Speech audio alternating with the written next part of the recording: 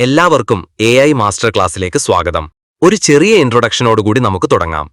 എന്താണ് artificial intelligence? ലളിതമായി പറഞ്ഞാൽ, മനുഷ്യബുദ്ധി ആവശ്യമുള്ള കാര്യങ്ങൾ, ഉദാഹരണത്തിന് ഒരു ഭാഷ മനസ്സിലാക്കുക, അല്ലെങ്കിൽ ആരെങ്കിലും നമ്മളോട് എന്തെങ്കിലും പറഞ്ഞാൽ അതെന്താണെന്ന് മനസ്സിലാക്കുക, ചിത്രങ്ങൾ കണ്ടാൽ അതെന്താണെന്ന് തിരിച്ചറിയുക, പ്രവചനങ്ങൾ നടത്തുക, അല്ലെങ്കിൽ എന്തായിരിക്കും അടുത്തതായി നടക്കാൻ പോകുന്നതെന്ന് തിരിച്ചറിയുക, അല്ലെങ്കിൽ നമ്മൾ ചെയ്യുന്ന കാര്യങ്ങൾ, ഉദാഹരണത്തിന് ഒരു കാർ ഓടിക്കുക പോലുള്ള കാര്യങ്ങൾ ചെയ്യാൻ കമ്പ്യൂട്ടറുകളെ നമ്മൾ പഠിപ്പിക്കുന്നതാണ് AI. ഓരോ കാര്യത്തിനും പ്രത്യേകം നിയമങ്ങളുണ്ടാക്കി ആദ്യം ഇത് ചെയ്യണം, അത് കഴിഞ്ഞു അത് ചെയ്യണമെന്ന് പഠിപ്പിക്കുന്നതിനു പകരം ആവശ്യമുള്ള ഡേറ്റ കിട്ടിക്കഴിഞ്ഞാൽ നമ്മുടെ ബ്രെയിൻ ആ ഡേറ്റയിൽ നിന്ന് കാര്യങ്ങൾ പഠിച്ചു എങ്ങനെ പ്രവർത്തിക്കും, അതുപോലെ കമ്പ്യൂട്ടറിന് ഡേറ്റ കൊടുത്തു കഴിഞ്ഞാൽ അതിൽ നിന്ന് കാര്യങ്ങൾ ചെയ്യാൻ പഠിച്ചു അവ സ്വന്തമായി കാര്യങ്ങൾ ചെയ്യും. ഉദാഹരണത്തിന് മേലെ പറഞ്ഞ പോലെ കാർ ഡ്രൈവിംഗ്. ഇതാണ് ആർട്ടിഫിഷ്യൽ ഇന്റലിജൻസ്. മറ്റൊരു രീതിയിൽ പറഞ്ഞാൽ, നമ്മുടെ തലച്ചോറ് പ്രവർത്തിക്കുന്നതുപോലെ കമ്പ്യൂട്ടറും പ്രവർത്തിക്കുന്നതാണ് ആർട്ടിഫിഷ്യൽ ഇന്റലിജൻസ്. അടുത്തതായി നമ്മുടെ മാസ്റ്റർ ക്ലാസ്സിൽ നമ്മൾ എന്തൊക്കെയാണ് പഠിക്കാൻ പോകുന്നതെന്ന് നോക്കാം. ഈ മാസ്റ്റർ ക്ലാസ്സിൽ നമ്മൾ AIയുടെ അടിസ്ഥാന ഘടകങ്ങളായ സ്റ്റാറ്റിസ്റ്റിക്സ്, ഡേറ്റ കൈകാര്യം ചെയ്യൽ, മെഷീൻ ലേണിംഗ് അൽഗോരിതങ്ങൾ, ഡീപ്പ് ലേണിംഗ്, മോഡൽ ട്രെയിനിംഗ്, ഒടുവിൽ AI മോഡലുകൾ എങ്ങനെ വിന്യസിക്കാം എന്നിവ വളരെ വിശദമായി പഠിക്കാം. അവസാനം നമുക്ക് നമ്മുടെ സ്വന്തമായ AI സിസ്റ്റങ്ങൾ അല്ലെങ്കിൽ നമ്മുടെ സ്വന്തം AI മോഡൽസ് നിർമ്മിക്കുന്നതിലേക്ക് നമ്മളെത്തും. അതിനാവശ്യമായതെല്ലാം നമ്മൾ ഇവിടെ പഠിക്കും. ഇതിനൊക്കെ നമുക്ക് കോഡിംഗും വേണം. അതിന് നമ്മൾ ലോകത്തിലെ ഏറ്റവും എളുപ്പമുള്ള പ്രോഗ്രാമിംഗ് ലാംഗ്വേജായ പൈത്തൺ പഠിക്കും. അങ്ങനെ പൈത്തണും കൂടി പഠിച്ചു കഴിഞ്ഞാൽ നമ്മളൊരു AI എഞ്ചിനീയർ ആവും. അതാണ് നമ്മുടെ ലക്ഷ്യവും. അവസാനമായി, എന്താണ് നമ്മുടെ ഗോൾ? അതായത്, ഈ കോഴ്സ് കഴിഞ്ഞാൽ നിങ്ങൾക്ക് എന്തൊക്കെ ചെയ്യാൻ പറ്റും? ജോബ് ഓപ്പർച്യൂണിറ്റിയും ഏതെങ്കിലും നല്ല കമ്പനിയിൽ ജോലിക്ക് കയറുന്നതും ഒക്കെ നേരത്തെ പറഞ്ഞതുപോലെ തന്നെയുണ്ട്. പക്ഷെ എന്താണ് നമ്മുടെ അൾട്ടിമേറ്റ് ഗോൾ? അതിവിടെ പറയാം. ഈ കോഴ്സ് കഴിഞ്ഞാൽ നിങ്ങൾക്ക് സ്വന്തമായി ഒരു AI മോഡൽ ഉണ്ടാക്കാൻ പറ്റും. അപ്പോൾ ചോദ്യം വരും, എന്താണൊരു AI മോഡൽ എന്ന്? പറഞ്ഞു തരാം. കുറച്ച് ഡേറ്റ കൊടുത്തു കഴിഞ്ഞാൽ അതൊക്കെ പഠിച്ച് നമ്മുടെ ബ്രെയിൻ വർക്ക് ചെയ്യുന്നത് പോലെ സ്വന്തമായി ചിന്തിച്ച് കാര്യങ്ങൾ ചെയ്യാൻ പറ്റുന്നൊരു കമ്പ്യൂട്ടർ പ്രോഗ്രാമാണ് AI മോഡൽ. ഉദാഹരണത്തിന് ChatGPT മുതൽ ഡ്രൈവർ ആവശ്യമില്ലാത്ത ടെസ്ല കാറ് വരെ AI മോഡൽസാണ്. നമ്മുടെ കോഴ്സ് കഴിഞ്ഞാൽ നിങ്ങൾക്ക് സ്വന്തമായി AI മോഡൽസ് ഉണ്ടാകാൻ പറ്റും. അത് ഞാൻ ഉറപ്പു തരുന്നു. ആദ്യകാലത്ത് വെബ്സൈറ്റ് ഉണ്ടാക്കാൻ പഠിച്ചവർക്കൊക്കെ നല്ല ജോലിയും കിട്ടി. ജോലിക്ക് കയറാത്തവർ സ്വന്തമായി വെബ്സൈറ്റ് ഉണ്ടാക്കി ധാരാളം കാശുണ്ടാക്കി. അത് കഴിഞ്ഞു മൊബൈൽ ആപ്പിന്റെ സമയം വന്നപ്പോൾ അത് പഠിച്ചവർക്കായിരുന്നു ജോലി മാത്രമല്ല സ്വന്തമായി ആപ്പ് ഉണ്ടാക്കി സമ്പാദിക്കാനും പറ്റി. ഇനി വരുന്നത് AI മോഡൽസിന്റെ സമയമാണ്. അതുണ്ടാക്കാൻ പഠിക്കുന്നവർക്കാണ് ഇനി ജോലിയും അത് വേണ്ടെങ്കിൽ സ്വന്തമായി ജോലി ചെയ്ത് സമ്പാദിക്കാനും പറ്റുക. അപ്പോൾ നമുക്ക് തുടങ്ങാം. നമ്മുടെ ആദ്യ പാഠത്തിലേക്ക് കടക്കുന്നതിന് മുൻപ് ഈ മാസ്റ്റർ ക്ലാസിന്റെ ഒരു രൂപരേഖ ഞാൻ കാണിച്ചു തരാം. ആദ്യം സ്റ്റാറ്റിസ്റ്റിക്സിന്റെ അടിസ്ഥാന തത്വങ്ങൾ ഉപയോഗിച്ച് നമ്മൾ ശക്തമായ അടിത്തറ കെട്ടിപ്പടുക്കും. കാരണം സ്റ്റാറ്റിസ്റ്റിക്സ് ആണ് AIയുടെ യഥാർത്ഥ ഭാഷ. പിന്നീട് ആർട്ടിഫിഷ്യൽ ഇന്റലിജൻസിൽ ഏറ്റവും കൂടുതൽ ഉപയോഗിക്കുന്ന പൈത്തൺ പ്രോഗ്രാമിംഗ് പഠിക്കും. അടുത്തതായി നമ്മൾ മെഷീൻ ലേണിംഗിലേക്ക് കടക്കും. ഇവിടെയാണ് മെഷീനുകളെ ഡേറ്റയിൽ നിന്ന് പഠിക്കാൻ നമ്മൾ പരിശീലിപ്പിക്കുന്നത്. അതിനുശേഷം മെഷീനുകൾ എങ്ങനെ മനുഷ്യ മസ്തിഷ്കത്തെ അനുകരിക്കുന്നുവെന്ന് മനസ്സിലാക്കാൻ ന്യൂറൽ നെറ്റ്വർക്കുകളും ഡീപ്പ് ലേണിംഗും നമ്മൾ പരിശോധിക്കും. പിന്നീട് നമ്മൾ കൂടുതൽ ആഴത്തിലുള്ള മോഡലുകളിലേക്ക് പോകും. ചിത്രങ്ങൾ തിരിച്ചറിയാൻ ശക്തമായ CNN അഥവാ കൺവല്യൂഷണൽ ന്യൂറൽ നെറ്റ്വർക്കുകൾ, സംസാരം, എഴുത്ത്, ഓഹരി വിലകൾ പോലുള്ള സീക്വൻസ് ഡേറ്റയ്ക്ക് ഏറ്റവും മികച്ച RNN അഥവാ റെക്കറന്റ് ന്യൂറൽ നെറ്റ്വർക്കുകൾ, പുതിയതും യാഥാർത്ഥ്യബോധമുള്ളതുമായ ചിത്രങ്ങൾ, സംഗീതം അല്ലെങ്കിൽ വീഡിയോകൾ പോലും ഉണ്ടാക്കാൻ കഴിയുന്ന GAN അഥവാ ജനറേറ്റീവ് അഡ്വേഴ്സേറിയൽ നെറ്റ്വർക്ക്സ്. അവസാനമായി നിങ്ങൾ പഠിച്ച കാര്യങ്ങൾ സ്വന്തമായി AI സൊല്യൂഷനുകൾ ഉണ്ടാക്കാൻ ഉപയോഗിച്ച് ഈ അറിവുകളെല്ലാം യഥാർത്ഥ പ്രൊജക്റ്റുകളിലൂടെ ഒരുമിപ്പിക്കും. അതുകൊണ്ട് ഈ കോഴ്സ് കഴിയുമ്പോൾ നിങ്ങൾക്ക് സിദ്ധാന്തപരമായ അറിവ് മാത്രമല്ല, സ്വന്തമായി AI മോഡലുകൾ നിർമ്മിച്ചുള്ള പ്രായോഗിക പരിചയം കൂടിയുണ്ടാകും. അപ്പോ തുടങ്ങാം. നമ്മൾ ആർട്ടിഫിഷ്യൽ ഇന്റലിജൻസിനെക്കുറിച്ച് കൂടുതൽ ആഴത്തിൽ പഠിക്കുന്നതിന് മുൻപ് AI സംസാരിക്കുന്ന ഭാഷ മനസ്സിലാക്കേണ്ടതുണ്ട്. അതാണ് സ്റ്റാറ്റിസ്റ്റിക്സ്. സ്റ്റാറ്റിസ്റ്റിക്സ് എന്ന് കേട്ട് നെറ്റിച്ചുളിക്കേണ്ട. ഒരു ഡോക്ടർക്ക് രോഗികളെ ചികിത്സിക്കാൻ ബയോളജി ആവശ്യമായതുപോലെ, ഒരു എഞ്ചിനീയർക്ക് പാലങ്ങൾ നിർമ്മിക്കാൻ ഗണിതം ആവശ്യമായതുപോലെ, AI പ്രൊഫഷണലുകൾക്ക് ബുദ്ധിയുള്ള സിസ്റ്റങ്ങൾ നിർമ്മിക്കാൻ സ്റ്റാറ്റിസ്റ്റിക്സ് അത്യാവശ്യമാണ്. ആർട്ടിഫിഷ്യൽ ഇന്റലിജൻസ് മൊത്തം ഡേറ്റയുടെ കളിയാണ്. എത്ര കൂടുതൽ ഡേറ്റ നമ്മുടെ കയ്യിലുണ്ടോ അത്രയും ഇന്റലിജന്റായ AI മോഡൽസിനെ നമുക്കുണ്ടാക്കാൻ പറ്റും. ലക്ഷക്കണക്കിന് അല്ലെങ്കിൽ കോടിക്കണക്കിന് ഡേറ്റ അല്ലെങ്കിൽ വിവരങ്ങൾ നമുക്ക് കൈകാര്യം ചെയ്യണമെങ്കിൽ സ്റ്റാറ്റിസ്റ്റിക്സ് അറിഞ്ഞേ പറ്റൂ. അതുകൊണ്ട് ആദ്യം നമുക്കാവശ്യമുള്ള സ്റ്റാറ്റിസ്റ്റിക്സ് പഠിച്ചുകൊണ്ട് നമുക്ക് നമ്മുടെ AI മാസ്റ്റർ ക്ലാസ് തുടങ്ങാം. എന്തുകൊണ്ടാണ് ആർട്ടിഫിഷ്യൽ ഇന്റലിജൻസിൽ സ്റ്റാറ്റിസ്റ്റിക്സിന് ഇത്രയും പ്രാധാന്യമുള്ളത്?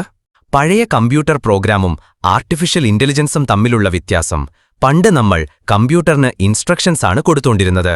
അതനുസരിച്ച് കമ്പ്യൂട്ടർ പ്രവർത്തിക്കും. പക്ഷെ ഇപ്പോൾ നമ്മൾ ഡേറ്റയാണ് കമ്പ്യൂട്ടറിന് കൊടുക്കേണ്ടത്. കമ്പ്യൂട്ടർ അത് പഠിച്ച് സ്വയം ചിന്തിച്ച് പ്രവർത്തിക്കും. ഡേറ്റയിൽ നിന്ന് പഠിക്കുന്നതിലാണ് AI ശ്രദ്ധ കേന്ദ്രീകരിക്കുന്നത്. പക്ഷേ ഡേറ്റ മാത്രം കൊണ്ട് കാര്യമില്ല. അത് പലപ്പോഴും അവ്യക്തവും ആശയക്കുഴപ്പമുണ്ടാക്കുന്നതുമായിരിക്കും. ഡേറ്റ വൃത്തിയാക്കാനും അതിനെ സംഗ്രഹിക്കാനും അതിലെ പാറ്റേണുകൾ കണ്ടെത്താനും നമ്മളെ സഹായിക്കുന്ന ടൂളുകളാണ് സ്റ്റാറ്റിസ്റ്റിക്സ്. ഇത് നമുക്ക് അനിശ്ചിതത്വങ്ങളെ നേരിടാനും സഹായകമാണ്. കാരണം AI സിസ്റ്റങ്ങൾക്ക് എല്ലായ്പ്പോഴും പൂർണ്ണമായ വിവരങ്ങൾ ലഭിക്കില്ല. അതിനാൽ സ്റ്റാറ്റിസ്റ്റിക്സിന്റെ സഹായത്തോടെയാണ് അവ ഏറ്റവും സാധ്യതയുള്ള ഫലങ്ങൾ പ്രവചിക്കുന്നത്. AIയിൽ സ്റ്റാറ്റിസ്റ്റിക്സിനുള്ള പങ്ക് വളരെ വലുതാണ്. ആദ്യം ശരിയായ തരം ഡേറ്റ ശേഖരിക്കാനും സാമ്പിൾ ചെയ്യാനും നമ്മൾ സ്റ്റാറ്റിസ്റ്റിക്സ് ഉപയോഗിക്കുന്നു. തുടർന്ന് ഡേറ്റ മനസ്സിലാക്കാൻ മീൻ, മീഡിയൻ, സ്റ്റാൻഡേർഡ് ഡീവിയേഷൻ പോലുള്ള വിവരണാത്മക സ്റ്റാറ്റിസ്റ്റിക്സ്, ഡിസ്ക്രിപ്റ്റീവ് സ്റ്റാറ്റിസ്റ്റിക്സ് പ്രയോഗിക്കുന്നു. അടുത്തതായി വരുന്നത് പ്രോബബിലിറ്റിയാണ്. ഇത് അനിശ്ചിതമായ സാഹചര്യങ്ങളിൽ പ്രവചനങ്ങൾ നടത്താൻ AIയെ സഹായിക്കുന്നു. നമ്മുടെ ഫലങ്ങൾ വിശ്വസനീയമാണെന്ന് ഉറപ്പാക്കാൻ ഹൈപ്പോത്തസിസ് ടെസ്റ്റിംഗ് ഉപയോഗിക്കുന്നു. അവസാനമായി AIയുടെ കേന്ദ്രമായ ഭാവി ഫലങ്ങൾ പ്രവചിക്കാൻ സ്റ്റാറ്റിസ്റ്റിക്കൽ ടെക്നിക്കുകൾ ഉപയോഗിക്കുന്ന പ്രെഡിക്റ്റീവ് മോഡലിംഗ് ഉപയോഗിക്കുന്നു. ഒരു റിയൽ ടൈം എക്സാമ്പിൾ പറയാം. യൂട്യൂബും നെറ്റ്ഫ്ലിക്സും എല്ലാം നമുക്ക് വീഡിയോ റെക്കമെൻഡ് ചെയ്യുന്നത് സ്റ്റാറ്റിസ്റ്റിക്സിലെ പ്രോബബിലിറ്റി എന്ന ഫീച്ചർ ഉപയോഗിച്ചാണ്. അതുകൊണ്ട് ഒരു സ്ട്രോങ് AI ഫൗണ്ടേഷൻ ഉണ്ടാകാനും AI അൽഗോരിതം ശരിക്കും മനസ്സിലാക്കാനും എന്തായിരിക്കണം നമ്മുടെ AI മോഡലിന്റെ ഔട്ട്കം എന്ന് തീരുമാനിക്കാനും നമുക്കൊരു നല്ല AI കരിയർ ഉണ്ടാകാനും നമ്മൾ സ്റ്റാറ്റിസ്റ്റിക്സ് പഠിച്ചിരിക്കേണ്ടത് അത്യന്താപേക്ഷിതമാണ്. അങ്ങനെ ആർട്ടിഫിഷ്യൽ ഇന്റലിജൻസിൽ സ്റ്റാറ്റിസ്റ്റിക്സിന്റെ പ്രാധാന്യം ഇപ്പോൾ നമുക്കറിയാം. ഇനി സ്റ്റാറ്റിസ്റ്റിക്സിൽ ഏറ്റവും അടിസ്ഥാനപരമായ ആശയങ്ങളായ മീൻ, മീഡിയൻ, മോഡ് എന്നിവയിൽ നിന്ന് നമുക്ക് തുടങ്ങാം. ഇവയെ സെൻട്രൽ ടെൻഡൻസി അളവുകൾ അല്ലെങ്കിൽ മെഷേഴ്സ് ഓഫ് സെൻട്രൽ ടെൻഡൻസി എന്ന് വിളിക്കുന്നു. ലളിതമായി പറഞ്ഞാൽ അവ നമ്മുടെ ഡേറ്റയുടെ കേന്ദ്രം എന്താണെന്ന് പറയുന്നു. ഈ ഡേറ്റ എന്ന് പറയുന്നത് കോടിക്കണക്കിന് നമ്പേഴ്സ് ആയിരിക്കും. അപ്പോൾ ആ നമ്പറുകളെയെല്ലാം പ്രത്യേകം നോക്കാൻ നമ്മളെക്കൊണ്ട് സാധിക്കില്ല. പകരം നമ്മുടെ ഡേറ്റയെ അല്ലെങ്കിൽ ഈ പറഞ്ഞ നമ്പറുകളെയെല്ലാം റെപ്രസെന്റ് ചെയ്യുന്ന അല്ലെങ്കിൽ പ്രതിനിധീകരിക്കുന്ന ഒരൊറ്റ സംഖ്യ അല്ലെങ്കിൽ നമ്പർ ഉപയോഗിച്ച് നമ്മുടെ ഡേറ്റയെ നമ്മൾ സംഗ്രഹിക്കാൻ ശ്രമിക്കുന്നു. അങ്ങനെ നമ്മുടെ ഡേറ്റയുടെ ഏകദേശ ധാരണ നമുക്ക് കിട്ടുന്നു. ഒരു കൂട്ടം നമ്പറുകളെ റെപ്രസെന്റ് ചെയ്യുന്ന ഇങ്ങനെയുള്ള ചില നമ്പേഴ്സിനെയാണ് നമ്മൾ നമ്പറുകളുടെ സെന്റർ എന്ന് വിളിക്കുന്നത്. അതാണ് അല്ലെങ്കിൽ അങ്ങനെയുള്ള നമ്പറുകളുടെ സെന്ററാണ് മീൻ, മീഡിയൻ, മോഡ് എന്നിവ. ഈ അളവുകൾ എല്ലായിടത്തുമുണ്ട്. ബിസിനസ്സിൽ, ആരോഗ്യരംഗത്ത്, കായിക രംഗത്ത്, പിന്നെ തീർച്ചയായും ആർട്ടിഫിഷ്യൽ ഇന്റലിജൻസിലും. നമുക്ക് മീൻ അഥവാ ശരാശരിയിൽ നിന്ന് തുടങ്ങാം. ഇത് കണക്കുകൂട്ടാൻ എല്ലാ സംഖ്യകളും തമ്മിൽ കൂട്ടിയ ശേഷം ആകെ എത്ര സംഖ്യകളുണ്ടോ അതുകൊണ്ട് ഹരിക്കുക. ഉദാഹരണത്തിന് ഒരു ക്ലാസ്സിൽ 5 സ്റ്റുഡൻസ് ഉണ്ട് എന്ന് സങ്കൽപ്പിക്കുക. ആ ക്ലാസ്സിലെ ഒരു പരീക്ഷയുടെ മാർക്കുകൾ 50, 60, 70, 80, 90 ആണെങ്കിൽ എല്ലാ മാർക്കുകളും തമ്മിൽ കൂട്ടുക. ആകെ തുക 350 ആണ്. ഇതിനെ എത്ര സ്റ്റുഡൻസ് ഉണ്ട്? 5 അല്ലേ? അതുകൊണ്ട് 5 കൊണ്ട് ഹരിച്ചാൽ ശരാശരി മാർക്ക് അല്ലെങ്കിൽ മീൻ 70 എന്ന് കിട്ടും. അങ്ങനെ ക്ലാസ്സിലെ ഓരോ കുട്ടികളുടെയും മാർക്കുകൾ നോക്കുന്നതിന് പകരം ശരാശരി അല്ലെങ്കിൽ മീൻ മാർക്ക് കാണുമ്പോൾ നമുക്ക് ക്ലാസ്സിലെ കുട്ടികളുടെ പഠന നിലവാരത്തിന്റെ ഏകദേശ ധാരണ കിട്ടും. ഇവിടെ മീൻ 70 എന്ന് കാണുമ്പോൾ ക്ലാസ്സിലെ കുട്ടികൾ പഠനത്തിൽ വളരെ മോശമല്ല, എന്നാൽ വളരെ മികച്ചതും അല്ല എന്ന തീരുമാനത്തിൽ നമ്മളെത്തും. അത് തന്നെയാണ് മീനിന്റെ പ്രത്യേകതയും. നമ്മുടെ കയ്യിലുള്ള ഡേറ്റ ബാലൻസ്ഡ് ആണെങ്കിൽ മീൻ വളരെ ഉപകാരപ്രദമാണ്. നമുക്ക് ഡേറ്റയുടെ ഏകദേശ ധാരണ കിട്ടും. പക്ഷേ ഡേറ്റ ബാലൻസ്ഡ് അല്ലെങ്കിൽ, ഉദാഹരണത്തിന് ഒരു കുട്ടിയുടെ മാർക്ക് 90ന് പകരം 0 ആണെങ്കിൽ നമ്മുടെ മാർക്കിന്റെ മീൻ വളരെ കുറയും. ഇത് ക്ലാസിനെ മൊത്തത്തിൽ കൃത്യമായി റെപ്രസെന്റ് ചെയ്യില്ല. കാരണം ഇവിടെ ഡേറ്റ ബാലൻസ്ഡ് അല്ല. കാരണം അതിലെ ഒരു നമ്പർ, അതായത് 0, മറ്റ് നമ്പേഴ്സ് അല്ലെങ്കിൽ മറ്റു കുട്ടികളുടെ മാർക്കിനേക്കാളും വളരെ കുറവാണ്.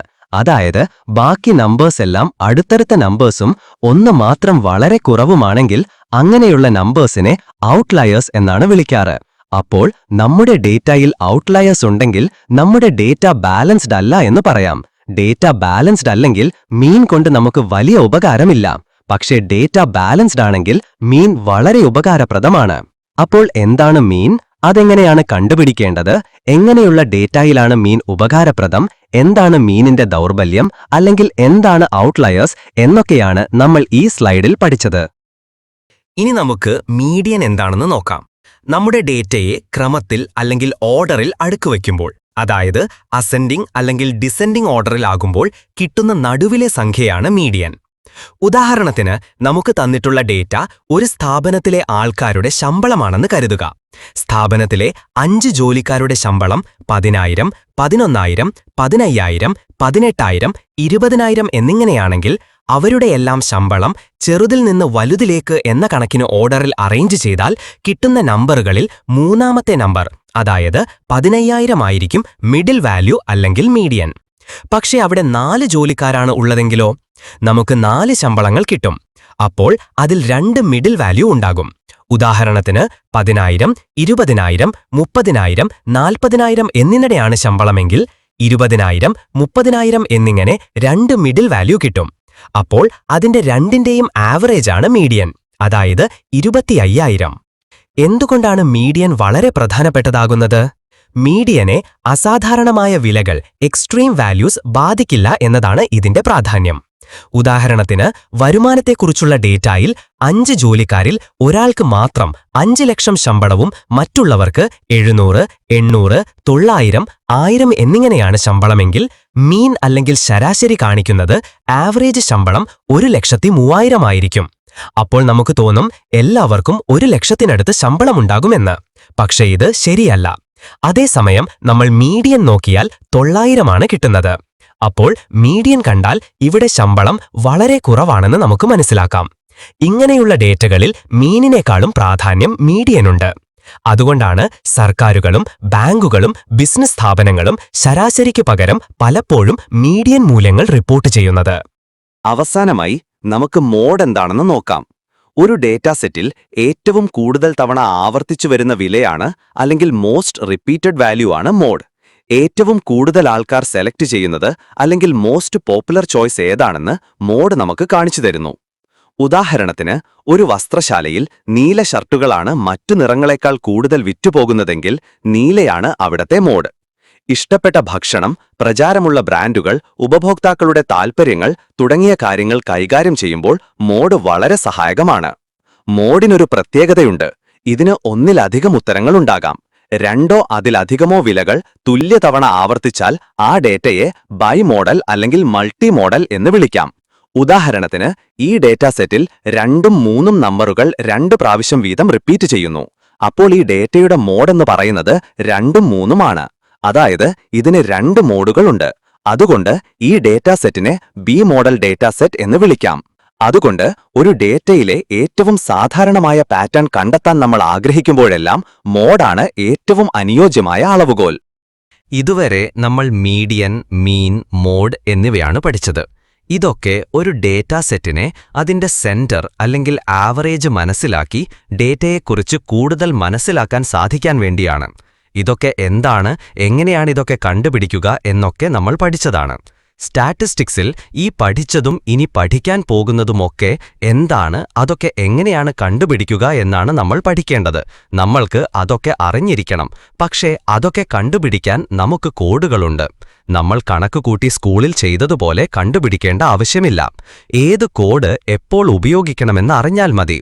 അതിന് ഈ പഠിക്കുന്നതൊക്കെ എന്താണെന്ന് നമ്മൾ ശരിക്കും മനസ്സിലാക്കിയിരിക്കണം. മീനും മീഡിയനുമൊക്കെ നിങ്ങൾക്ക് ശരിക്കും മനസ്സിലായി എന്ന് കരുതുന്നു. അതൊക്കെ ഉപയോഗിച്ച് നമുക്കൊരു ഡേറ്റാ സെറ്റിനെ മനസ്സിലാക്കാൻ പറ്റും. പക്ഷേ 2ഓ അതിലധികമോ ഡേറ്റാ സെറ്റ് ഉണ്ടെങ്കിൽ അതിനെ കമ്പയർ ആക്കാൻ അല്ലെങ്കിൽ 2 ഡേറ്റാ സെറ്റിൽ ഏതാണ് നല്ലത് എന്നൊക്കെ അറിയാൻ മീൻ, മീഡിയൻ എന്നൊക്കെ കൊണ്ട് പറ്റില്ല.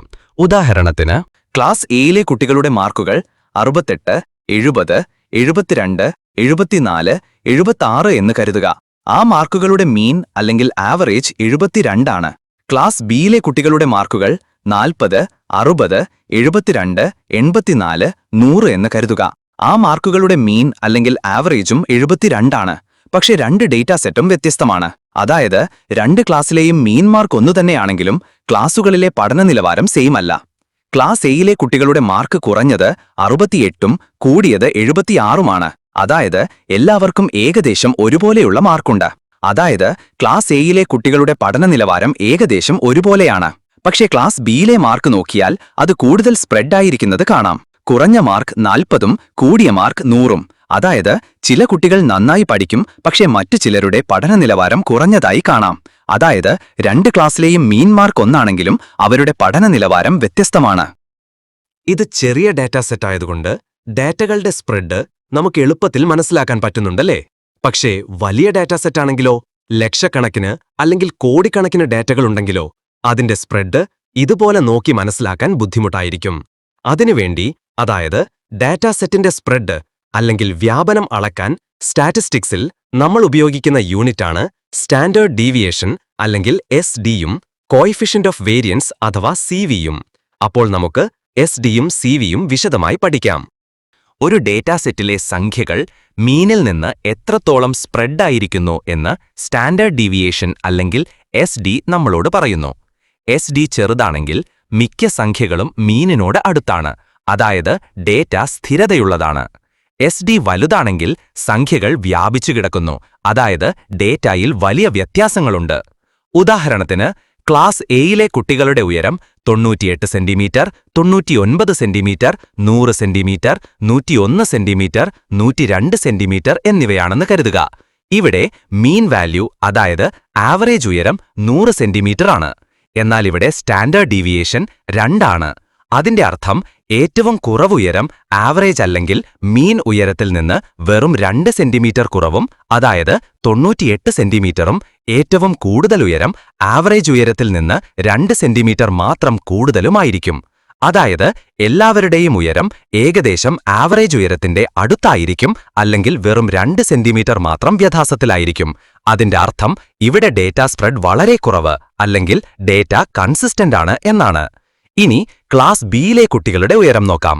90 centimetre, 95 centimetre, 100 centimetre, 105 centimetre, 110 centimetre എന്നിങ്ങനെയാണെന്ന് കരുതുക.